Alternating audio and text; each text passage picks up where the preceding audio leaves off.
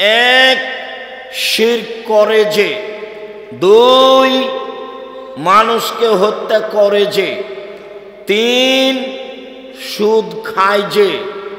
চার, এতিমের সম্পদ খায় যে। পাঁচ, বাপ মাকে মানে না যে। ছয়, মিথ্যা সাক্ষী দেয় যে। সাত, সন্তানকে হত্যা করে খাদ্যের ভয়ে যে। এরা সবাই জাহান্নামে যাবে। যাদের জাহান্নামের কথা আল্লাহ রাসূল হুবাহু সরাসরি উল্লেখ করেছেন। সম্মানিত দিনী ভাই বোন, পাপের জগতে যেগুলো সবচেয়ে বড় পাপ সিরিয়াল রয়েছে, তার একটি বড় পাপ হলো সুদ। উল্লেখ্য যে সুদের জন্য যেই ভাষা আল্লাহর নবী উল্লেখ করেছেন, পৃথিবীর কোনো পাপের জন্য আল্লাহ ওইরকম ভাষা উল্লেখ করেননি। পাপ তার চেয়ে বড় আছে, কিন্তু ভাষা এমন নয়। রাসূল সাল্লাল্লাহু আলাইহি সাল্লাম বলছেন, মাই ইয়াকুলু দিরহাম রিবা ওয়া ইয়ালাম আসাদ্দু মিন সিত্তাতি ওয়া সালাসিনা জিনিয়া।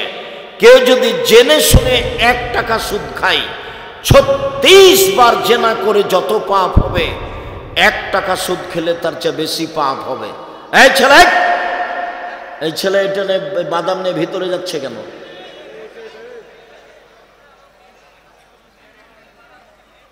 এই অভ্যাস তো খারাপ। কিছুক্ষণ অপেক্ষা করেন। আমি তো গত রাত্রেও প্রোগ্রামে ছিলাম, আজকেও এসেছি, বাসায় যাব। সকালে তো ক্লাস আছে, আবার পরের রাত্রে প্রোগ্রাম আছে। আমি তো এখনো ক্লান্ত হইনি, আমি তো আছি। আপনি প্রয়োজন দেখাচ্ছেন কেন? অল্প কিছুক্ষণ থামেন, আমি আপনার কিছু না কিছু উপকার করব ইনশাআল্লাহ। এই ছেলেরা, তোমরা একটু চতুর্দিকে থাকো। যারা দাঁড়িয়ে আছে তাদেরকে বসার জন্য অনুরোধ করো। যারা দোকানপাটে আছেন তাদের ভুল হয়েছে, আপনারা চলে আসেন, কিছুক্ষণ সামনে অপেক্ষা করুন।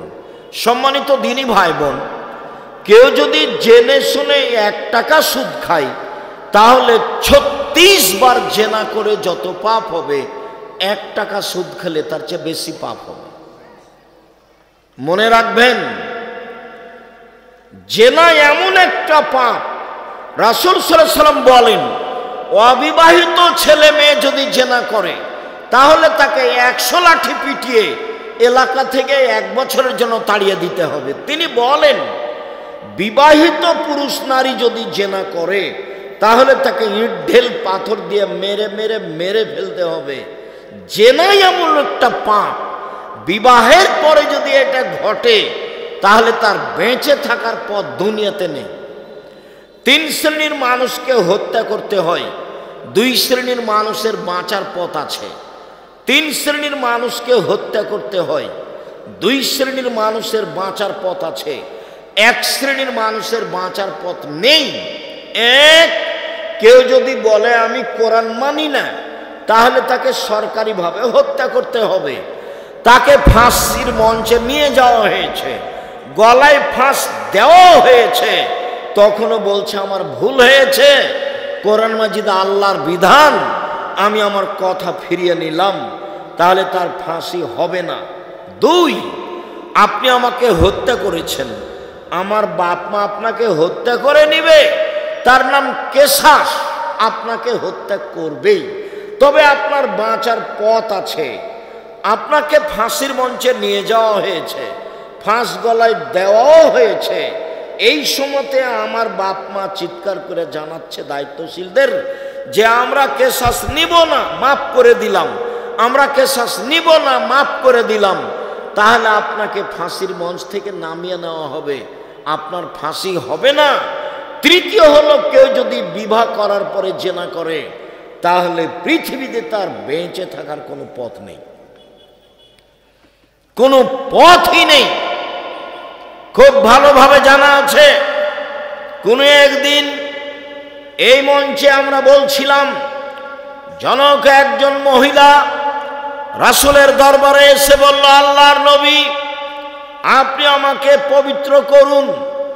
আল্লাহর নবী বললেন, তুমি বাড়ি ফিরে যাও, তওবা করো, তোমার পাপ ক্ষমা হয়ে যাবে। মহিলাটি বলল, আতুরাদ্দাদুনি কামা রাদাদ্দা মাইজ ইবনে মালিক, আপনি যেভাবে মাইজ ইবনে মালিকের বিচার না করে ফিরিয়ে দিয়েছিলেন, সেইভাবে কি আমাকে ফিরিয়ে দিতে চাচ্ছেন? অন্না হবলা মিনা জেনা, আমার পেটে অবৈধ সন্তান রয়েছে, দয়া করে বিচার করে দেন। আল্লাহর নবী বলেন, আচ্ছা ঠিক আছে, ইরজেই হাত্তা তালে দি, বাড়ি চলে যাও, যেদিন সন্তান প্রসব হবে সেদিন এসো, বিচার করে দিব।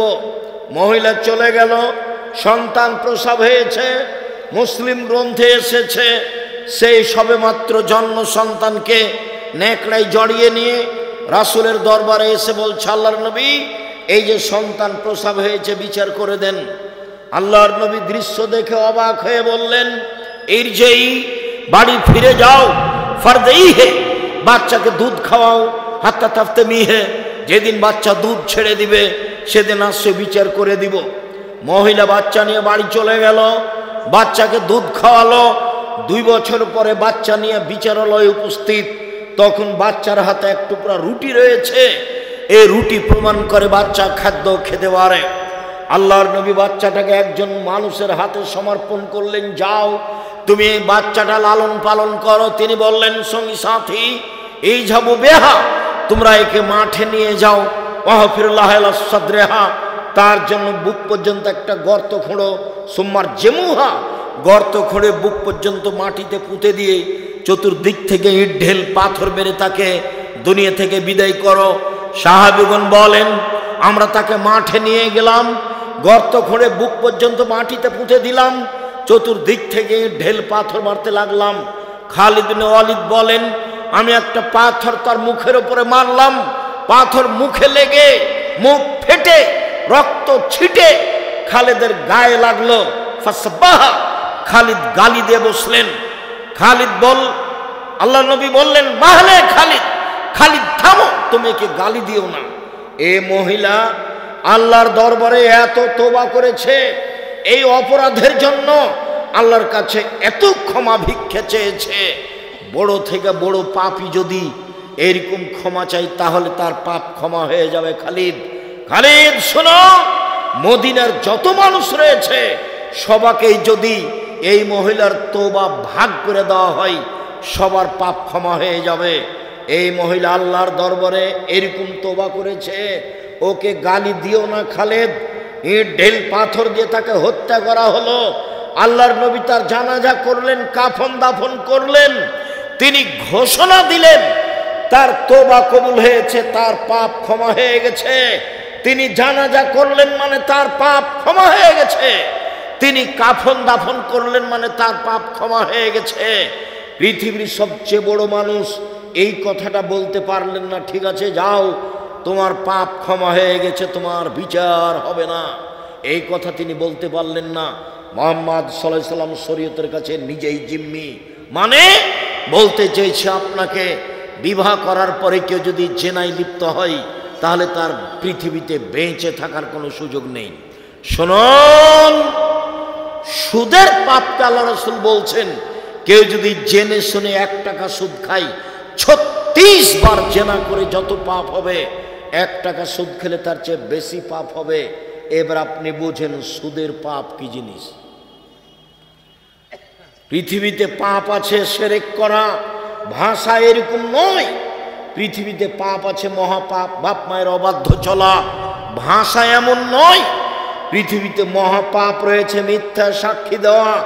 বগুড়া জেলে বহু মানুষ আছে, 20 বছর থেকে 30 বছর থেকেও নিজেই জানে না আমি কেন জেলে। জজ জানে না ঘটনা কি, উকিল জানে না ঘটনা কি, সাক্ষী জানে না ঘটনা কি। যে টাকা দিয়ে সাক্ষী তৈরি করেছে শুধুমাত্র সেই জানে। সাক্ষী জজের সামনে বলছে, আমি তাকে 2 চোখে মারতে দেখেছি, যার কথা বলছে সেই সেদিন বগুড়াতেই ছিল না। 20-30 বছর থেকে জেলে আছো, নিজেই জানে না কেন জেলে। শুনুন, মিথ্যা সাক্ষী মহাপাপ। এরপরেও ভাষা এমন নয়। সম্মানিত দিনী ভাই বোন, মানুষকে হত্যা করা মহাপাপ, এরপরে ভাষা এমন নয়, সুদ খাওয়া এক অবাক পাপ, যে তার ভাষা হলো কেউ যদি 1 টাকা সুদ খায় 36 বার জেনা করে যত পাপ হবে, 1 টাকা সুদ খেলে তার চেয়ে বেশি পাপ হবে। কি দিয়ে বুঝায় আপনাকে আমি সুদ কি জিনিস? আবু হুরায়রা রাদিয়াল্লাহু তাআলা আনহু বলেন, রাসূল সাল্লাল্লাহু আলাইহি ওয়াসাল্লাম বলেছেন, আল্লাহর নবী বলেন, আর রিবা সাবুনা জুজান, সুদের পাপের 70টি ভাগ রয়েছে, ছোট থেকে বড়, বড় থেকে ছোট। সুদের পাপের 70টি ভাগ রয়েছে, ছোট থেকে বড়, বড় থেকে ছোট। এর সবচেয়ে ছোট ভাগ হলো মার সাথে জেনা করলে যেমন পাপ হয়। নেন, এবার আপনার স্ত্রী তো কিস্তিতে টাকা তুলেছে, ভিক্ষা করে খাবেন। এখানে এসেছেন কেন? আমি ভিক্ষা করে খেতে বলিনি, এটা হলো নিন্দে। যাদের বাড়ি বগুড়া, রংপুর, লালমনিরহাট, টেনফামারী, কুড়িগ্রাম, পঞ্চগড়, ঠাকুরগাঁ, গাইবান্ধা, জয়পুরহাট, এইসব লোককে আমি মাঝে মধ্যে এই জন্য বলি যে এইসব জেলায় যদি মেয়েরা, বোনেরা ভাইয়ের কাছে জমি চায় তাহলে মাথা খারাপ হয়ে যায়, ওটা অপরাধ। তখনই আমি বলেছি ভিক্ষা করে খাবেন, বোনকে জমি দিবেন না। মানে কেন দিবেন না? আপনি জমি পাবেন সকালে আর বনে জমিন পাবে বিকালে, হিসাবে এরকম না একসাথে? তো এখনো দেননি কেন? দিতে দেরি করেছেন কেন? আবার এইসব ডিস্ট্রিক্টের লোকেরা বেশিরভাগ যৌতুক নেই। ভিক্ষা করে খাবেন, যৌতুক নেবেন কেন? ভিক্ষা করে খাবেন কেন? মানুষের বাড়িতে কাজ করে খাবেন, মানুষের বাড়িতে কাজ করে খাবেন কেন? চকলেটের ব্যবসা করে খাবেন। ব্যবসার পথ তো খোলা আছে, সারা পৃথিবীর মানুষ যেখানে সেখানে ব্যবসা করতে পারে। কলার করবে, চকলেটের করবে, কম থেকে কম পয়সার ব্যবসা করবে, রাস্তাঘাটে জুতা স্যান্ডেল বিক্রি করবে। সে ভিক্ষা করবে কেন? আমি ভিক্ষা করে খেতে বলিনি। আমি আপনাকে দুর্বল ভেবেছি ভিক্ষা করার কথা বলে। আপনি শ্বশুরের কাছে যৌতুক নিলেন কেন? নিবেন কেন? নিবেন কেন? এই ছেলে দেখো, তোমার বাপকে আল্লাহ বলছেন কুকুর শ্রীগের চেয়ে খারাপ। বুঝেও বুঝে না ওরা, অন্তর আছে বুঝে না, দেখেও দেখে না ওরা, চক্ষু আছে দেখে না, শোনেও শোনে না ওরা, কান আছে শোনে না। উলাইকা কালানাম, তারা পশু প্রাণীর মতো, তারা গরু ছাগলের মতো, তারা কুকুর শ্রীগেলের মতো। বালো মাজাল বরং তার চেয়ে খারাপ, কুকুর শ্রীগেলের চেয়ে খারাপ। এ কথা আল্লাহ বলছে। কে? এইসব মানুষ যারা বোনকে জমি দেয় না, যারা যৌতুক নেয়, যারা জুলুমবাজ, যারা দলীয় দাপটে মানুষকে মারে, যারা মানুষকে জেল হাজতে দেয়, যারা মানুষকে অপমান করে, যারা ক্ষমতা দেখায়, সমাজে যারা দাপট দেখায়, এরা হচ্ছে এই কুকুর শ্রীগেলের চেয়ে খারাপ, এই পশু প্রাণীর চেয়ে খারাপ। আমি এই ভাষা বলিনি, আমি বলেছি ইতর শ্রেণীর মানুষ সমাজের দায়িত্ব পালন করবে, ইতর শ্রেণীর মানুষ। আমি এই ভাষা বলেছি। আর হাদিসের ভাষা হলো লোকা ইবনে লোকা, অধমের সন্তান অধম। আর বগুড়া, জয়পুরহাটে এই ভাষা হলো যেদিন সমাজের দায়িত্ব পালন করবে বেন্যার বাচ্চা বেন্যা।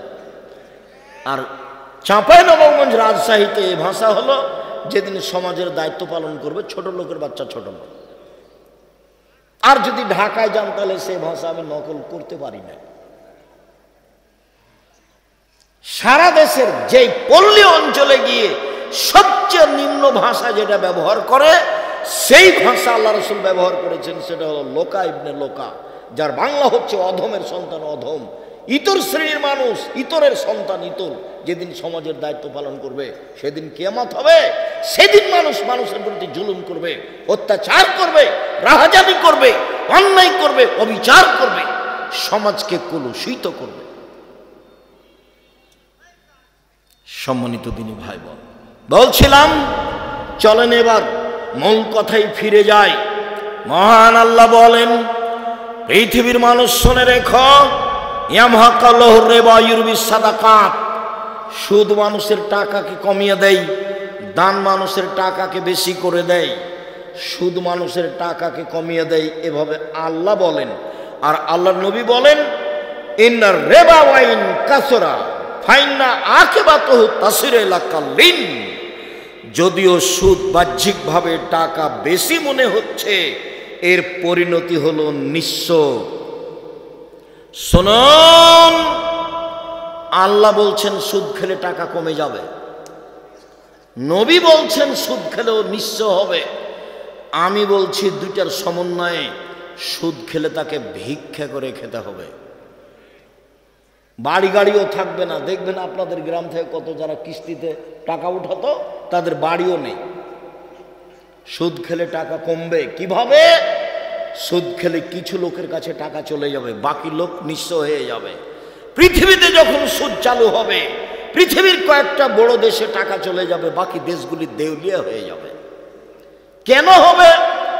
যেই ভাষাটা আমি বলছি সেটা আমি শুনেছিলাম আব্দুল্লাহর বক্তব্যে, এর আগে আমি ওইভাবে জিনিসটা স্পষ্ট হতে পারিনি। শুনুন, আপনাকে আমি দেখাচ্ছি কেন মানুষ নিঃস্ব হবে, হওয়ার কারণ কি, কেন মানুষের টাকা কমে যাবে, কেন আল্লাহ এভাবে বললেন, কেন নবী এভাবে বললেন। শোনেন, মুদ্রার জন্ম হয়েছে বিনিময়ে ব্যবহার হওয়ার জন্য। বিনিময়ে, টাকার জন্ম বিনিময়ে ব্যবহারের জন্য। বিনিময় কি? আমি একটা বোতল নিয়েছি পানির, 10 টাকা দিয়েছি বিনিময়ে, এই যে তার জন্ম হয়েছে বিনিময়ে ব্যবহারের জন্য। আমি 10 কেজি চাউল কিনেছি, বিনিময়ে ডলার দিয়েছি, এই যে ডলারের জন্ম হয়েছে বিনিময়ে ব্যবহারের জন্য। আমি 1 কাপ চা নিয়েছি, আমি বিনিময়ে দিয়েছি রিয়াল টাকা, এই যে মুদ্রা বিনিময়ে ব্যবহারের জন্য জন্ম হয়েছে। যখন বিনিময়ে ব্যবহার না করে টাকা দিয়ে টাকা নিবে, তখন টাকার উপরে জুলুম করা হবে। ডলার দিয়ে ডলার বেশি নিবে, তখন তার উপরে জুলুম করা হবে। যখন তার উপরে জুলুম করা হবে, তখন সে আর মানুষের কাছে থাকতে পারবে না, অপমান হয়ে চলে যাবে। আমার বাম দিকে যিনি বসে আছেন, তাকে সম্মানী মানুষ মনে করে এখানে বসানো হয়েছে। এখন নিয়ে এসে যদি সামনে মাটির নিচে বসানো হয়, তাহলে তো উনি মনে করবেন যে আমাকে অপমান করা হলো, তাহলে তো উনি তাড়াহুড়া করে এখান থেকে যাওয়ার চেষ্টা করবেন। কেন? উনি বুঝবেন যে আমাকে সম্মান করা হয়নি। আপনাকে যদি নিয়ে এসে অন্য জায়গাতে বসানো হয় যেখানে দুর্গন্ধ, তখন আপনি মনে করবেন যে আমাকে অপমান করা হয়েছে, তখন কি আপনি থাকতে পারবেন? তখন আপনি চলে যাবেন। টাকা যখন বুঝতে পারবে যে আমাকে অপমান করা হচ্ছে, তখন টাকা সেখানে থাকবে না। সুদ মানে তাকে অপমান করা হয়েছে, যেই জন্য টাকার জন্ম, সেইভাবে তাকে রাখা হয়নি। এই জন্য মানুষ নিঃস্ব হবে, এই জন্য মানুষ ভিক্ষুক হবে, এই জন্য মানুষের সুদ খেলে টাকা কমে যাবে। তাকে একদিন না একদিন ভিক্ষুক হতেই হবে, আজ হোক আর কাল হোক। বিনিময় তো জাহান্নাম আছেই। রাসূল সাল্লাল্লাহু আলাইহি ওয়াসাল্লাম বলেন, লানা রাসূলুল্লাহ সাল্লাল্লাহু আলাইহি সাল্লাম আকাল রিবা মুকালাহু, যে সুদ খায় তার উপরে অভিশাপ, যে সুদ দেয় তার উপরে অভিশাপ, যে সুদের সাক্ষী থাকে তার উপরে অভিশাপ, যে সুদের অঙ্ক কষে তার উপরে অভিশাপ। এরপরে বললেন আল্লাহ নবী, যে পরচুলা ব্যবহার করে তার উপরে অভিশাপ, যে গায়ে উল্কি করে তার উপরে অভিশাপ, যে আপনার ভুরু তুলে চিকন করে তার উপরে অভিশাপ, যে আপনার দাঁত ছিলে চিকন করে তার উপরে অভিশাপ, যে জুতা স্যান্ডেল উঁচু পায়ে দিয়ে নিচেকে লম্বা মেয়ে দেখায় তার উপরে অভিশাপ, যে ব্রেসিয়ার ব্যবহার করে নিজেকে কম বয়সের দেখায় তার উপরে অভিশাপ। সিরিয়াল রাসূল সাল্লাল্লাহু আলাইহি সাল্লাম এইভাবে অভিশাপ করতে লাগলেন। তিনি বললেন, লানাল্লাহুল মুতাশাব্বিহিনা মিনার রিজালি বিন নিসায়ে, ওই সব পুরুষের উপরে অভিশাপ যারা মহিলাদের পোশাক পরে, মহিলাদের বেশ ধারণ করে, ওই সব নারীর উপরে পুরুষের বেশ ধারণ করে, পুরুষের জুতা স্যান্ডেল পরে, পুরুষের শার্ট প্যান্ট পরে, পুরুষের কাপড় পরে, ওদের ওপরে অভিশাপ। সম্মানিত দিনী ভাই বোন, রাসূল সাল্লাল্লাহু আলাইহি ওয়াসাল্লাম বললেন বেলাল রাদিয়াল্লাহু তাআলা আনহুকে, বেলাল তুমি যে খাইবার থেকে এসেছো বার্নি খেজুর নিয়ে, তো এই খাইবারের কি সবই খেজুর এরকম? তখন বেলাল রাদিয়াল্লাহু তাআলা আনহু বললেন, জি না, আল্লাহর নবী, খাইবারের সব খেজুর এইরূপ নয়। ইন্দানা তামারুন রাদিউন, আমাদের কাছে ছিল কীট খেজুর, সাধারণ দুর্বল কম দামের খেজুর। বেনা সাইন বে সাইন, 2 সা দিয়ে 1 সা কিনেছি। দুর্বল খেজুর 2 সা দিয়েছি, 5 কেজি দিয়েছি, আর 2.5 কেজি নিয়েছি ভালোটা। তখন আল্লাহ রসুল বলছেন, ওহ আইনুর রেবা, ওহ এটাই তো প্রকৃত সুদ, ওহ আইনুর রেবা, এটাই তো প্রকৃত সুদ। যেটাই হুবাহু বেশি আসে সেটাই প্রকৃত সুদ। সম্মানিত দিনী ভাই বোন, সুদ মহাপাপ। রাসূল সাল্লাল্লাহু আলাইহি সাল্লাম বলেন, লা ইয়াদখুলুল জান্নাতা লাহাবুন নাবাতা মিনাস সহতে, অবৈধভাবে যাদের শরীর বাড়ে তারা জাহান্নামে যাবে। কুল্লু লাহমিন নাবাতা মিনাস সহতে কানাতিন নার আওলা বিহি, যেই ছেলে মেয়ের শরীর, ব্যক্তির শরীর সুদের টাকায় বাড়ে, ওর জন্য জাহান্নাম যথেষ্ট। আবু সাঈদ খুদরি রাদিয়াল্লাহু তাআলা আনহু বলেন, রাসূল সাল্লাল্লাহু আলাইহি সাল্লাম বলেছেন, লা ইয়াদখুলুল জান্নাতা জাসাদুন গুযিয়া বিল হারাম, ওই শরীর জান্নাতে যাবে না যেই শরীর হারাম উপায়ে বাড়ে। আর হারামের যত পথ রয়েছে, হারামের যত পথ পন্থা রয়েছে উপার্জনের, সবচেয়ে ন্যাক্কারজনক, নোংরা, ঘৃণিত পথ হচ্ছে সুদ। সুদ দিয়ে টাকার উপরে জুলুম করা হয়। সুদ খেলে মানুষ ভিক্ষুক হয়, সুদ খেলে মানুষ নিঃস্ব হয়, সুদ খেলে সমাজের টাকা 2-1 জনের কাছে চলে যায়, সমাজ নিঃস্ব হয়ে যায়। মানুষকে ভিক্ষুক বানানোর সবচেয়ে বড় মাধ্যম হলো সুদ। সম্মানিত দিনী ভাই বোন, যার কারণে রাসূল সাল্লাল্লাহু আলাইহি সাল্লাম বলেন, পৃথিবীর মানুষ শুনে রেখো, খাওলা রাদিয়াল্লাহু তাআলা আনহা বলেন, ইন্না হাযাল মাল হুলওয়াতুন খাজিরা, এই সম্পদ হচ্ছে মিঠা বস্তু। যে তাকে বৈধভাবে খায় তার জন্য বরকতের বিষয়, যে তাকে বৈধভাবে উপার্জন করে না তার জন্য জাহান্নাম রয়েছে। সুদের ফলাফল জাহান্নাম। আল্লাহর নবী বললেন, পৃথিবীর মানুষ শোনো, তোমরা নিঃস্ব গরিব হয়ে যাবা এই ভয় আমি করি না, আমি মুহাম্মদ সাল্লাল্লাহু আলাইহি সাল্লাম ভয় করি। তোমরা পয়সা উপার্জনের প্রতিযোগিতায় নেমে যাবা, যেমনভাবে পূর্বের লোক নেমেছিল, চিন্তা ভাবনা ছাড়াই অপ্রয়োজনীয়ভাবে অবৈধভাবে পয়সা উপার্জন করবে। তোমাদেরকে পয়সা ধ্বংস করে দিবে, যেমনভাবে পূর্বের মানুষকে ধ্বংস করেছে। একবার আল্লাহ রসুল বলছেন, বসে তাত আলাইকুমুদ দুনিয়া কামা বসে তাতমান কানা কাবলাকুম, পৃথিবী তোমাদেরকে এইভাবে তুলে ধরা হবে। দেখো টাকার টাকা, কত কলা কৌশল, কত নিয়ম, কত ইন্স্যুরেন্স, কত পথ পন্থা টাকা উপার্জনের। তোমরা এসব টাকা উপার্জনে নেমে যাবা, তখন এই টাকা এই দুনিয়া তোমাদেরকে ধ্বংস করে দিবে। এই আশঙ্কা, এ ভয় আমি করি।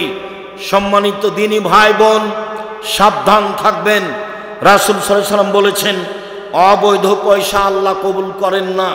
কেউ যদি অবৈধ পয়সা আল্লাহর পথে দেয়, তারপরে যদি হাত তুলে দোয়া করে, কান্নাকাটি করে, তার ইবাদত কবুল হবে না। এই জন্য যার তার খাদ্য অবৈধ আছে, তার পোশাক অবৈধ আছে, তার পানি অবৈধ আছে, তার জীবিকা নির্বাহ অবৈধ। মর্মে আমি সকল দিনী ভাই বোনকে সুদের মতো হারাম পথ পন্থা থেকে বেঁচে থাকার জন্য আন্তরিকভাবে অনুরোধ জানাচ্ছি। দিন রাত বলে আসছি, 4টা কাজ করবেন।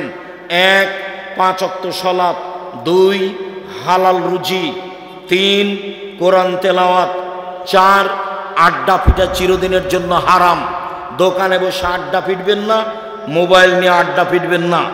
সকল দিনী ভাই বোনকে আমরা সন্ধ্যা থেকে এখন পর্যন্ত যেসব আলোচনা করে আসলাম সেইগুলি অনুযায়ী চলার জন্য আন্তরিকভাবে অনুরোধ জানিয়ে আজকের যে আলোচনা সেটা আপনি পাবেন উপদেশ বইয়ে আছে, আর আমি হাতে কলমে শিখিয়ে দেওয়ার জন্য নামাজ শিক্ষা বইটা লিখেছি। আর আল ইতিসাম পত্রিকা একটা ফ্রি পাওয়া যাবে, একটা কিনলে আমি নিজে কিনেছি ফ্রি দেওয়ার জন্য।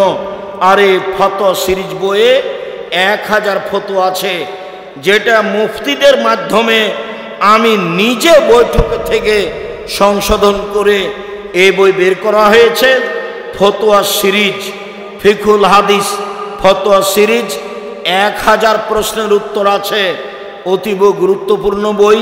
সকল দিনই ভাই বোনকে আমরা অনুরোধ জানাচ্ছি, অবশ্যই কথা মেনে চলার চেষ্টা করবেন এবং বইগুলি সংগ্রহ করবেন। কয়েকটি জিজ্ঞাসা, আমার এক বোন 3000 টাকা দিয়েছেন, আল্লাহুম্মা সাল্লি আলাইহি আল্লাহুম্মা বারিক আলাইহি। আমার দিনী বোন ভাইয়েরা যারা আছেন অবশ্যই আপনার এই আটমুল সালেফে মাদ্রাসায় নিজের প্রতিষ্ঠান মনে করে দানের হাত প্রশস্ত রাখবেন। সকল দিনী ভাই বোনকে আমি সম্ভবপর দান করার অনুরোধ জানিয়ে কয়েকটা জিজ্ঞাসার উত্তরে চলে গেলাম। বই হয়তোবা আমার হাতের ডান দিকে আছে বা কোথায় আছে দেখেন, সব বইগুলি সম্ভবপর নিয়ে যাবেন। আরও এক ভাই 1000 টাকা দিয়েছেন, আল্লাহুম্মা সাল্লি আলাইহি আল্লাহুম্মা বারিক আলাইহি। আল্লাহ যে যা দান করছে তুমি তা কবুল করো। আমি আপনাদের জন্য আন্তরিকভাবে দোয়া করি, আল্লাহ যেন আপনাদের দান কবুল করেন। আল্লাহুম্মা সাল্লি আলাইহি আল্লাহুম্মা বারিক আলাইহি। সত্য অবিরণ স্বামী সরকারি চাকুরিজীবী ছিলেন। স্বামী মারা যাওয়ার পর সরকার যে টাকা দেয় সেই টাকা খাওয়া হালাল না হারাম তা নিতে পারেন, তবে যা বাড়ছে তা আপনি ফকির মিসকিনকে দিয়ে দিবেন।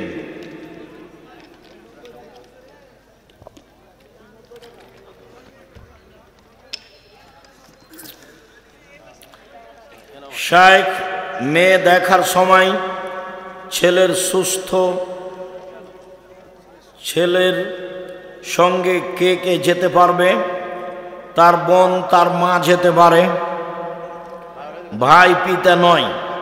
হুজুর আমি প্রায় সব সময় অসুস্থ থাকি, আমার জন্য একটু দোয়া করবেন। আল্লাহুম্মা সাল্লি আলাইহি বারিক আলাইহি আজহিবিল বাস রাব্বান নাস আসফান্তা সাফিলা সেফাইল্লা সেফাগুল সেফুলাইদুর সাকামান। শায়েখ আমার স্ত্রী অসুস্থ, আপনার কাছে দোয়া চেয়েছে, আন্তরিকভাবে দোয়া করি। আজহিবিল বাস রাব্বান নাস। বিদেশ থেকে এক ভাই 10,000 টাকা দিয়েছেন, আল্লাহুম্মা সাল্লি আলাইহি আল্লাহুম্মা বারিক আলাইহি। আল্লাহ তুমি তাকে হেফাজতে রাখো, তার অর্থ সম্পদে বরকত নিরাপত্তা দান করো। আপনি যে স্টেজে বসে আছেন সেই স্টেজের জিনিসপত্র 3টি দুর্গা পূজায় ব্যবহার করা হয়েছে। ওর টাকা হারাম, ওইগুলো জিনিসটা হারাম না, বুঝনি? এই মাইক ব্যবস্থাপনা হারাম নয়, ওখানে যে টাকা উপার্জন হয়েছে ওটা হারাম। ছুরি দিয়ে জবে করা যায়, তো কেউ গরু জবে না করে মানুষ হত্যা করেছে, তো ছুরি অপরাধী না যে জবে করেছে সে অপরাধী?